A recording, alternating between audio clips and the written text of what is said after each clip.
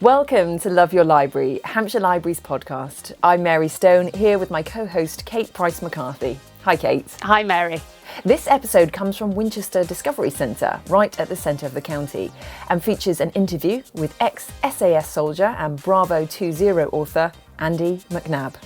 Andy will be talking to us about his latest book, as well as his experience as a young man, which has led him to become an advocate and promoter of the importance of literacy skills. We'll also be talking to staff here at the Discovery Centre who've got no less than 4 book recommendations to share. This episode's title is inspired by our guest author, Andy McNab. He's the author of more than 50 books, most famously, of course, the best-selling Bravo 20, which is a fictionalised account of the SAS getting trapped behind enemy lines in Iraq. He writes 2 adult fiction series, one featuring ex-soldier Nick Stone and the other about Tom Buckingham, a serving SAS soldier. He's also written 3 series of books for young adults and several non-fiction books, including 2 about being a good psychopath, which he co-authored with Professor Kevin Dutton. His latest book, Whatever It Takes, is a standalone novel telling the tale of one man's pursuit of revenge and justice against overwhelming odds. Let's hear what Andy had to say when you met up with him. First, there's a reading from his book, Whatever It Takes, from our colleague, Greg. New Zealand, Sunday, 27th of November 2016. It's amazing the view just a few $1 million will buy you. Far in the distance, the other side of the never-ending wall of glass and the breathtakingly turquoise infinity pool, mountain peaks jutted majestically into the clear blue sky. Speedboats carved their way across the water. Paragliders floated through the air. Locals and tourists alike were having fun this beautiful Sunday morning. And if I hadn't been up to what I was, I probably would have joined them. Instead, I turned my back, picked up my bag from the kitchen island and grabbed a large, shiny red apple from a fruit display that looked more like a Cézanne painting than a bowl of stuff to eat. I carried on into the blindingly white room, then deeper into the house. It felt so good to have the place to myself. No family, no gardeners, no cleaners, no cooks. Just me and a few thousand square feet of billionaire's mansion. Still munching, I took the wooden staircase down to the basement and pushed through a heavy, bomb-proof door. Everything was just as plush down there, but without the view and the natural light.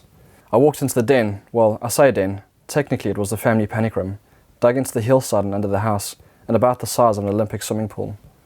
It was more like an underground panic complex, complete with bedrooms, a kitchen, food storage areas, a clean water facility, everything you'd need to lead a very plush and comfortable existence, while just a few meters away of reinforced concrete above you, Armageddon raged. It was designed for the family to live down there for up to a year. Time enough for the world above to finish burning and a new order to install itself. I swallowed the last of the apple, including the core, so there wouldn't be anything left behind by accident that could eventually find its way back to me. DeLillo was the American hedge fund guy who moved his family here permanently, not for the great weather and views, but for sheer safety. Up till 2008, he had been making more money than the average third-tier country. After that, he had made even more as he preyed on people's desperation and fear. He had ripped off his clients and their pension funds and walked away from the carnage scot-free. So where was the harm in repatriating just a little of it to its rightful owners? You've got a new book out, Yes. Whatever It Takes. Can you just let me know basically what it's about? Yeah, it's away from the two, if you like, the franchise books of different characters. It's a standalone book, and it's just about an everyday guy who comes from York. He's a quantity surveyor. During the 2008 crash, the business goes bust, and the family suffers. Everybody suffers. And so he just wants to get revenge, and he thinks about all the bankers and all these guys, the gazillionaires who seem to have been immune to it all. So he's going to try and take revenge, but he realises he's not going to be one of these mad shooters going into Starbucks shooting everybody and all this. But actually, he discovers a group, and these people, they really do exist. They're these guys from Silicon Valley who are really looking to the future about how they're going to be needed by governments. And when Armageddon of all sorts, whether it's a pandemic or artificial intelligence or a nuclear exchange, they're all going to be in New Zealand, and that's really happening. There's a big sort of contingent that have places down there ready to go when it all goes wrong, and then they wait for everything to settle down after the drama, and then they rise because governments will need them, and it's a fact, and that's the part of their planning. So he thinks, you know what, I'm going to go to New Zealand and I'm going to steal from them. Not a lot, because it's about them being in fear that somebody's got to them and stolen from him in their sanctuary. And he gets caught, and he's basically coerced to go and steal something from another guy who's got all the goodies. Because within that group, there's people who want to, change the world for a good way, and people who go, oh, actually we can do it our own way to actually make more money and be more powerful. So he's working for one of the good guys to try and get information from the bad guys. And of course it all goes wrong. But of course it comes through. A really interesting point you said at the beginning about it not being part of your series books. So what was it about this story that made you think, I need to tell you this story? It's really, I spent a lot of time on the west coast of the United States working in film and TVs. And basically there's this, obviously Silicon Valley is very dominant in the whole of sort of California. Obviously they're up in the north, but it's a very dominant force there. And in Santa Monica at that time, the New Zealand embassy opened up a consulate where if you were one of these .com gazillionaires, you could get New Zealand citizenship in 3 days. You went there and you done your bit, and it was just really, why is all this going on? And it was sort of learning about it. And for me, it was sort of a big revelation. But for those guys, it was just how it is. It's been like it since the 90s, where they've been sort of realising that they're going to get to a point where they're so everybody depends on them, whether it's an individual or government. And it really came from that idea, and then learning the reasons why they go to New Zealand.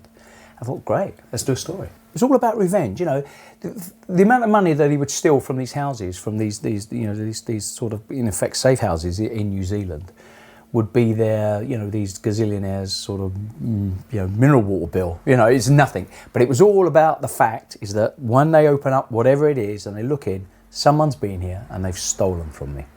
And that's what it was all about. Exactly the same as he thought they'd done from him. I get a sense of it a bit like Robin Hood. Yes. The poor were his own people, his own family. He's still got to support his family, which is obviously his own sort of, his wife and his 2 kids. They've split up because of because of the crash. His father, who ran the family business, they committed suicide because obviously what was happening when companies collapsed, banks were coming in to restructure, and actually they weren't. It was all about ripping them out and earning more money out of these companies. And we're still having the sort of remains of that in court cases at the moment.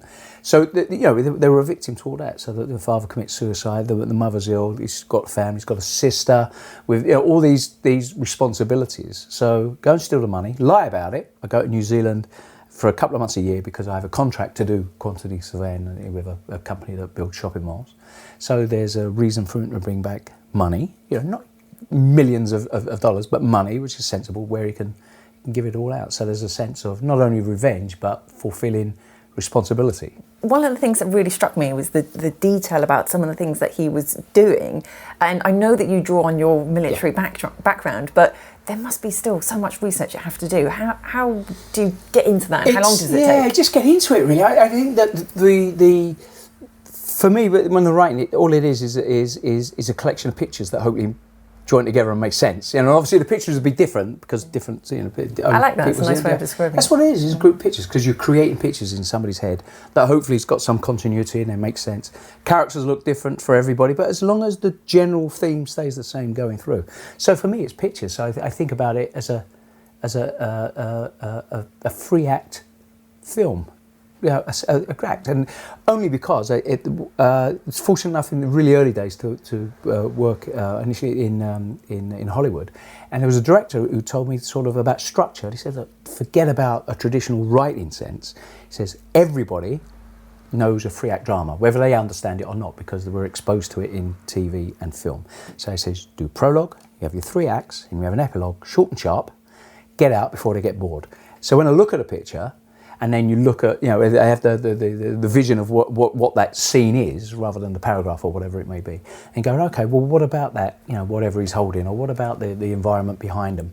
So you can get the sense of environment from the picture, and also, if you like, the more detail. So if I don't know it, then I go and find out about it, and then try and personalise it to the character who's holding it, or doing it, or watching it, or talking about it. You've written for children as well, yes. And I was going to ask you, how is it different? Yeah, no, it's not different. It's not. I thought it was going to be a lot of restrictions, and certainly for young adults. I thought it would be restrictions on this, restrictions on that.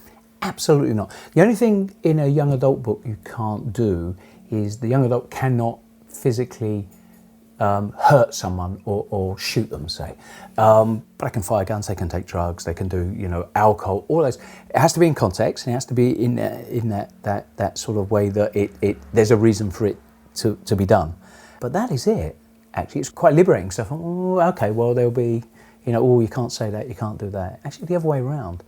Certainly because young adults now, they've been exposed to sort of murders and, people getting run over and all sorts, and fights from 6:30 every night on TV, they're watching the soaps, they get it. So actually, they do get it, they understand it. Obviously, what you're trying to do, as in all books, is trying to have a point of the story. What at the end, when they close the book, what do they get out of it? And a young adult book, you're trying to get that whole thing of whether it's self-reliance or actually, you've got to have a go. No matter which way or other, you have a go at whatever it is you're trying to achieve. Might not achieve it, but then again, you might. And and if you don't, well, so what? Have another go. So there's different sort of themes, if you like, in young adults, where more in adult books you're looking at not so much the theme, you're looking at the character arc. Yeah. But that's the only sort of subtle difference, really. I understand that you've been quite heavily involved in literacy charities for quite a long time now, and I just wondered, why did you get into that? Well, it's when I joined the army. The reason was I was landed up in the infantry. When I got there, I was told that we were all there because we had the numeracy and literacy levels between a 9 and 11-year-old, which is Key Stage 2, I think it's called now. So the great thing about it was that there's saying, look, you're not thick. The only reason you can't read and write is because you don't. So this is what we do now. And all of a sudden you go, oh, right, okay. And you sort of got into it. So it's very fortunate to have that system, within the military to get an education. And so I was just basically too lazy when I was younger. I thought I was too cocky. I thought I didn't need it. And then so really lucky, and then understood the importance of it and carried on. So it initially started me going back to military units, training establishments, telling the same story, what happened to me when I first joined, and the advantages of the facilities. Even now, if certainly military adult education is one of the largest sort of organisations in Europe, because it's got to take people like me and being able to make them take information in and give information out. So it's a massive and really successful. And the MOD don't jump up and down enough about it, quite frankly. It's a really successful enterprise. But so I'd go back to these units and say, look, tell them, the war stories. So, they're the army or the navy. They want to know all the war stories. Tell them about working in Hollywood, all that sort of stuff, and say, look, if I can do it, you can do it. It all starts from, reading, knowledge, power. And then it started to move into schools and then going into prisons, because before I joined the military, I was within juvenile detention within the Borstal system. So to go back to those prisons and all that, there's a bit of credibility. And again, it's the same sort of thing, tell a few war stories, this, that, and the other. But actually saying, look, it's not going to change your life completely, but if you're getting out, you've got a chance to compete, because numeracy and literacy is so low within the prison population. One of the reasons why they're there. So well, at least you can get out, because it's great for us, because if you get a job, you pay tax, and we don't have to use our tax to put you back in there. And certainly with the prison population is that it's interesting. It's not so much that some of these people you see later on, the fact that they've got out and they're successful and they've got a job or their own business. And actually, the success is that they haven't gone back within 18 months. And all of a sudden, because they get it, and certainly the older population, sort of the mid-20s upwards, they go, do you know what, I've got to do something. So, it's not as if they've, become a, multi-millionaire, business guy, but actually they haven't gone back, and they've got a job, and they're sorting themselves out.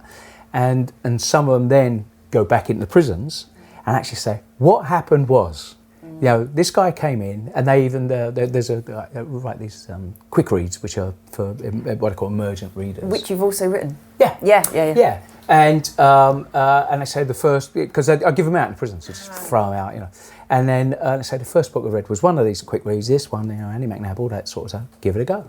If you don't like it, throw it away. Get something, as long as you're reading, which is part of the thing. It doesn't matter what you read. A book, magazine, certainly in those earlier stages, poster. Every time you read, you get knowledge. Every time you get knowledge, you get power. So then you can do the things that, instead of powerful people telling you what to do.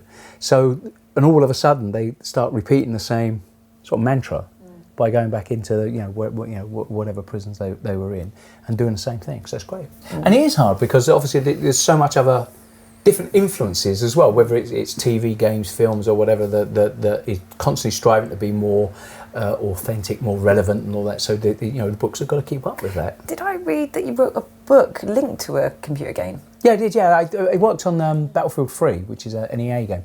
So I was involved in the the storylines of the different characters, and then the development of the game and the motion capture, all that sort of stuff in Stockholm. So EA were developing that. They got major studios in Stockholm, Toronto, and there was one of the guys in the game. He was a sort of bad guy, but we all liked him. A Russian called Dima, and so it was the games company that said, well, why not? Let's try and do something here. Get people reading, get the gamers reading. Let's try and do a spin-off book. If 10% get one, 10% of that read it and actually buy another one. Great, it's great, you know. And that comes from the gaming company who just want them. You know, in theory, I thought just want them to get them glued on the console, but they go, no, no, we want these, because they read, they read. No, that's really positive. I like that. I love these offshoots and all these different ways of getting into reading. Just the last thing is, what's next for you? What's next? Just completing post-production on a film of one of the franchises, Tom Buckingham book, which is a 3-book franchise called SAS Red Notice. And then that film, if we've got it all right, and we don't know yet, will come out in the second quarter of next year. So it'll be round about sort of April, May time in cinemas, and then obviously go straight into the streaming services. And a new book next year, which goes back to the Nick Stone franchise. Andy was an intriguing man to meet, as he still makes an effort to keep his identity a little shrouded in mystery. For example, all his publicity photos keep his face slightly obscured. I did wonder if I'd only be able to interview him wearing a blindfold. And he's led an extraordinary life. It wasn't until I was reading up about him for this podcast that I realised he'd had the hardest of starts, as he was abandoned as a newborn baby. Yeah, he was left in a Harrods shopping bag on the steps of Guy's Hospital in London, apparently. What a start in life. Quite extraordinary, really. As a child, he was in and out of schools, never really engaging with his education, and ended up joining the army at age 16, straight out of a young offenders institution, with, as he says in the interview, with the reading age of an 11-year-old. It was really fascinating to read how it was the army that taught him how to read properly and showed him the power of education as a means of getting on in life. He's done some really impressive work since his writing success, spreading the word about the importance of reading and getting an education. Okay, on to the next section of the podcast. Book recommendations from the library staff at the Discovery Centre. 4 very different titles from our colleagues in Winchester. Let's hear what they had to say. Hello, with me today at Winchester Discovery Centre are no less than 4 members of the library team: Jordan, Claire, Jeremy and Sam. Thanks for taking the time from your library duties to give your book recommendations. Okay, Jordan, I'm going to turn to you first. Hello. What is your book selection? Okay, so my book is called Horrorstor. It's probably best described as a horror comedy novel by a man called Grady Hendrix. It's sort of a classic haunted house mystery, but set in an off-brand IKEA in America. It's a very quirky novel. It starts off very light-hearted at first, and that does carry on throughout the novel, but then it gets darker and creepier as, of course, the haunting sort of sets in. Yeah, I would find it really scary at some points. I've not read a horror story before. No. I don't think I've ever read a horror book before. So I couldn't read it late at night. But I love the way when it started, it was almost like a satire on the way we live lives and consumerism. It is very funny and it's very well much observed. that. Yeah, I like how, obviously, as just the basic plot itself is quite gripping. It is a horror story, so of course it would be. But then, as like a sort of a subplot to that is almost sort of how it explores how we find meaning in the work that we do. So the main character, Amy, is a part-time worker, dragged down, underpaid, and obviously so she trudges into work each day, goes in, does her job. She doesn't get any sort of satisfaction or and she's loyalty. Trying to find her identity, her purpose in life. She's trying to find meaning in her work, and obviously it's a horror story, so things happen in the book that goes horribly wrong. It's great seeing her growth as a character. Yeah. Sometimes with horror stories, it's so focused on the plot that the characters are sort of appear like set dressing, a bit.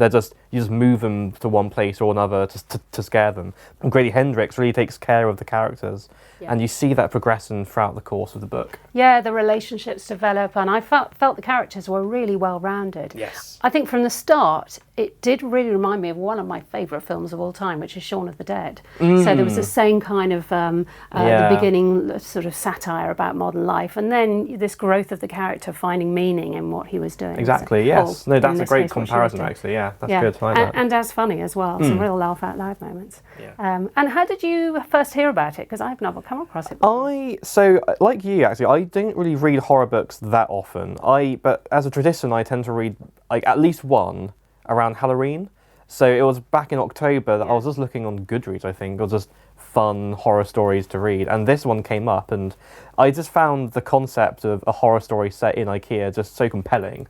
Absolutely. That I thought, well, I just had to read that. So. And that idea, although obviously it's not IKEA, it's what is it called? Orsk. Yeah, an off-brand IKEA, yes. But that notion is carried through not just through the story, but in the way the book is produced. So it looks like an IKEA, like a furniture shopping catalogue. Yeah, so and all the I love the chapter headings, which start off absolutely a pastiche of how IKEA describes its goods, and then they get darker and darker and darker, which is so funny. Because and so clever. In the beginning, it all starts off with like IKEA catalogues or Orsk catalogues, of like tables and furniture, sofas. But then towards the end, it sort of turns more towards how to build your own torture device, kind of. So, but in the style of IKEA, of like Orsk IKEA, and so I'm sure that the writer must have made a living at some point writing IKEA catalogues, because he's got it absolutely spot on. I think, because I did some research on the author himself, I think Grady Hendrix is also a comedian as well, who's gotten into books sort of in like last sort of few years, I believe, so that makes sense. Yeah. Well, I think we could spend the whole time talking about Horrorstor, because I did find it absolutely fascinating. But Claire, I'm going to turn to you now. What did you pick? What was your choice? So I picked Magpie Murders by Anthony Horowitz. It's a mystery book with a twist. It's one of those books that is very difficult to talk about without spoiling the entire premise. Yeah.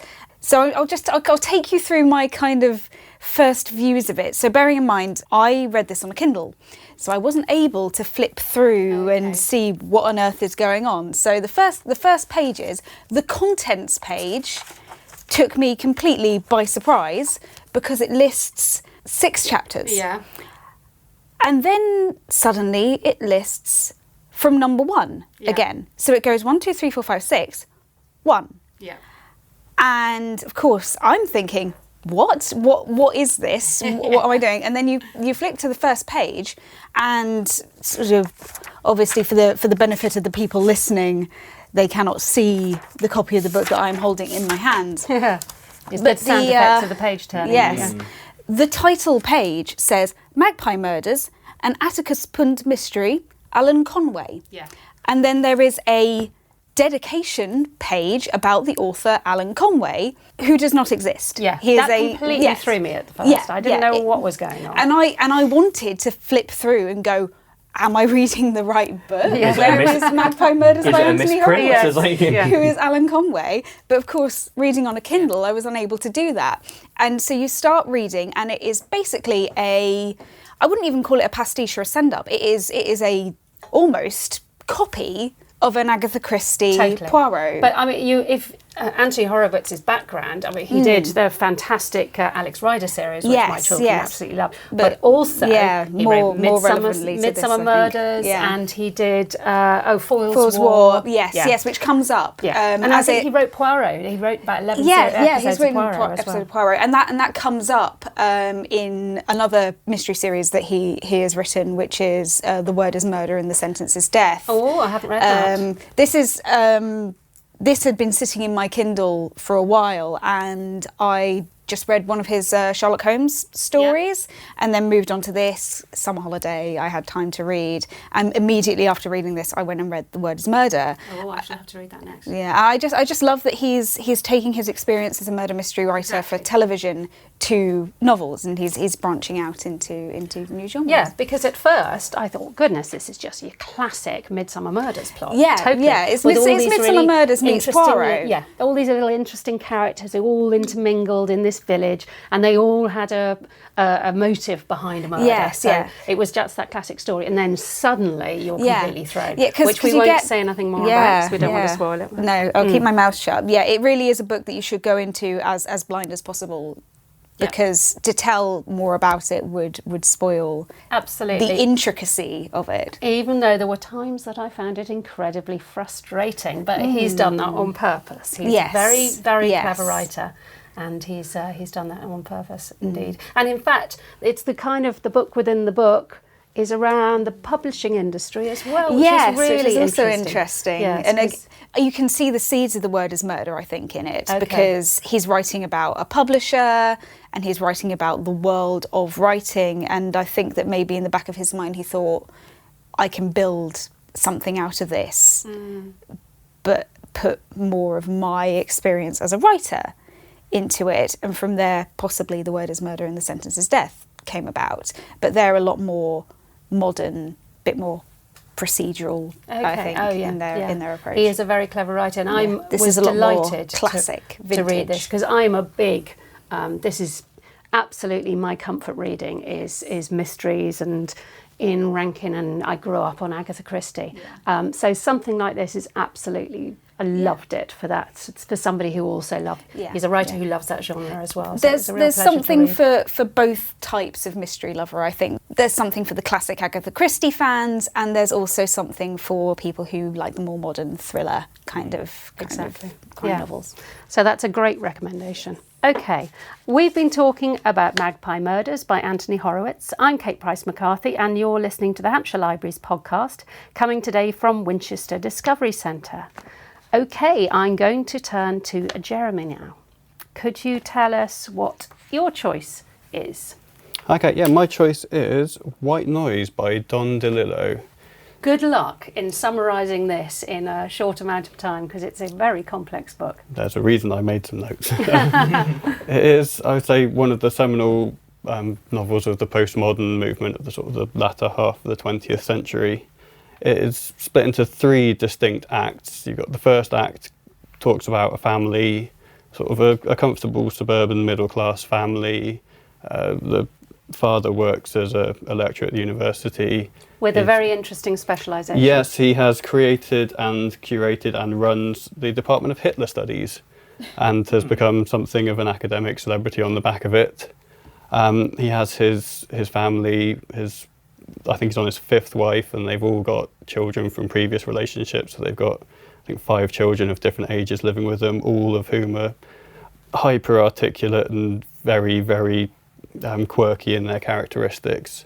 Yeah. And it follows, it's just almost told as a series of vignettes of them moving through their kind of cosy, slightly strange life. And that's the first. And that's the first act. And that is, and it's sort of, there's more, it's more about getting to know the characters, and it's a bit of a description of consumerism, and it feels very of the moment now, even though it was written 1984. So when I was reading it, I kept thinking, because it's about the same time as Handmaid's Tale, completely different book, but the same way they've both got something very important to say about today's world. They don't seem, I mean, they are obviously dated, but they've still got a lot to say about the world we live in now. I think the title, I mean, it has probably multiple meanings, but it talks about the saturation of culture as it was then. That was around the time that, I mean, it's just pre-internet, but there's TV everywhere, and everyone in the book understands life as seen through a lens more than they understand it in front of them. Almost what they see, what's fiction, is almost more real to them than what happens in reality. There's a very striking scene where the family sits around and all bonds over watching terrible events happen on the news, basically just like landslides and natural disasters. And the second two acts, I don't want you to give I don't know whether spoilers is the right word for this, but there's then quite a lot that does happen. Yeah, there's a dramatic shift, like the end of the first act into the beginning of the second act. They are almost subject to that kind of disaster, and then their comfortable middle-class life is turned upside down, and they don't really understand it. It seems unreal to them because they're so used to watching things like this happen. Like they say, it always happens to other people. Yeah.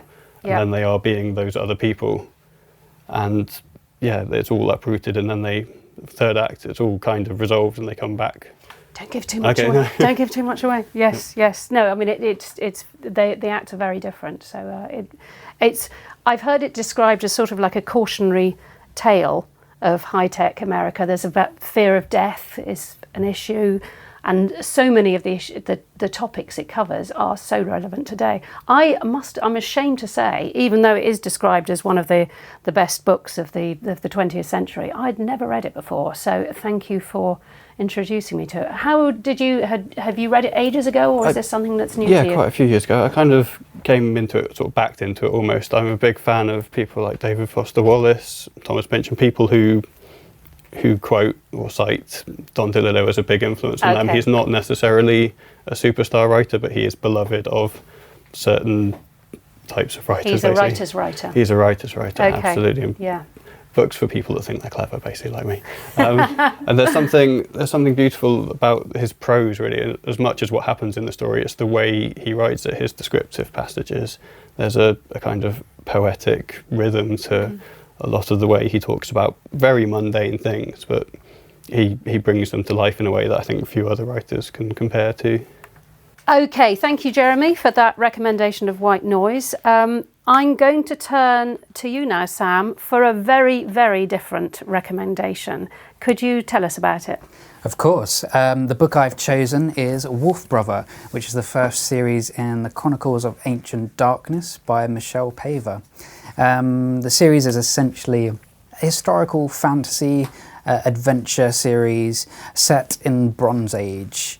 It surrounds different clans of people, humans living clans. The main character is Torak, who's part of the Wolf clan. At the beginning of the series, he has been separated from his clan by his father, and he doesn't really know why. Until one day his father is killed by a demonic bear and he's suddenly left on his own to discover these secrets. And it really does throw you right in at the start of the story. I have to say, it's quite a kind of, it's a children's book, I should say, yes, although very much enjoyed by adults too.